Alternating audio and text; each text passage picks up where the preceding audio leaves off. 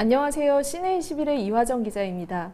오늘 소개해드릴 작품은 미야자키 하야오 감독의 센가 치히로의 행방불명입니다. 센가 치히로의 행방불명은 일본 애니메이션계의 거장 미야자키 하야오가 만든 작품인데요. 온갖 정령들이 모여드는 일본의 전통 온천장을 배경으로 소녀 치히로의 성장담을 그린 영화입니다. 애니메이션 최초로 베를린 영화제 최우수 작품상인 황금곰상을 수상했고 또 아카데미상 장편 작품상을 수상한 뛰어난 작품으로 인정받고 있습니다. 영화는 지브리 영화사가 지향하는 테마인 자연 친화적인 세계관 그리고 황금 만능주의에 대한 비판을 바탕으로 하고 있는데요. 이야기는 가족과 함께 이사를 간 소녀 치히로가 불가사의한 마을에 빠져들면서 시작됩니다. 욕심에 겨워 마을의 규율을 어긴 부모님이 돼지로 변하게 되면서 소녀 치히로가 부모를 구하기 위해 고군분투하게 되는데요. 마녀 할멈 유바바의 지시에 따라 치히로는 이때부터 온천장에서 일을 하게 됩니다. 온천장 역시 예사로운 곳이 아닌데요. 이곳엔 밤만 되면 정령들이 모여드는 신비로운 곳입니다.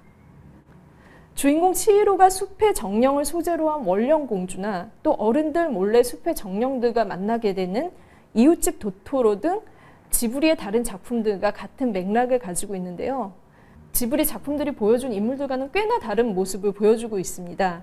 전작에서의 인물들 같은 경우 굉장히 신비로운 능력을 가진 소녀들이나 소년들이 나왔다면 이번에는 정말 우리 주변에 있을 것 같은 평범한 어린 소녀 그리고 또 좀 수동적인 인물로 묘사가 됩니다. 하지만 치히로가 온천장에서 여러 정령들을 만나고 또 하쿠, 소년 하쿠라는 사람과의 어떤 교감을 통해 가면서 삼라만상의 생명을 느끼게 되고 호흡하면서 점차 적극적인 소녀로 변해가게 되지요. 온천장에는 마녀 할멈 유바바, 가오나시, 가마하라범 같은 지브리의 개성 있는 조형 캐릭터들이 등장을 하는데요. 이들은 모두 만물의 영혼이 있다는 애니미즘을 바탕한 캐릭터들로 사실 미야자키 하야오가 꾸준히 전개해온 기본적 정설이 이어받는 캐릭터들입니다. 정령들의 해압의 장인 온천장을 비롯해서 그 건물들은 에도 시대의 전통 양식을 바탕으로 하고 있다는 점도 굉장히 특이한 사실입니다. 특히 온천장은 이 영화의 주제를 전해주는 중요한 장소이기도 한데요. 정령들에게는 쾌락의 장소로 기능하기도 하지만 한편으로는 노동의 공간이기도 합니다. 이곳을 관리하는 유바바는 일하지 않는 자는 살 수 없다는 엄격한 규칙을 고수하는 자입니다. 노동 없이 쾌락을 탐했다가는 치히로의 부모처럼 돼지로 변할 수 있다는 사실을 알려주는 것이지요. 온천장은 결국 노동의 신선함, 황금 만능주의에 대한 극명한 비판을 담고 있는 미야자키 하야오의 주제의식을 반영하는 장소입니다.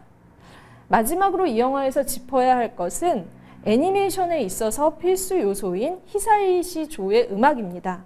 바람계곡의 나우시카를 시작으로 해서 또 천공의 성 라퓨타, 이웃집 토토로 등 지브리의 모든 작품에는 실과 바늘처럼 이 히사이시 조의 음악이 반영이 되었는데요. 치히로의 모험을 따라 흐르는 특유의 서정적인 피아노 선율은 소녀에게 닥친 여러 가지 심리를 반영하면서 그녀의 모험을 유유히 따라갈 수 있게 해주는 좋은 길잡이로 활용이 됩니다. 지금까지 센가 치히로의 행방불명에 대해서 살펴보았습니다.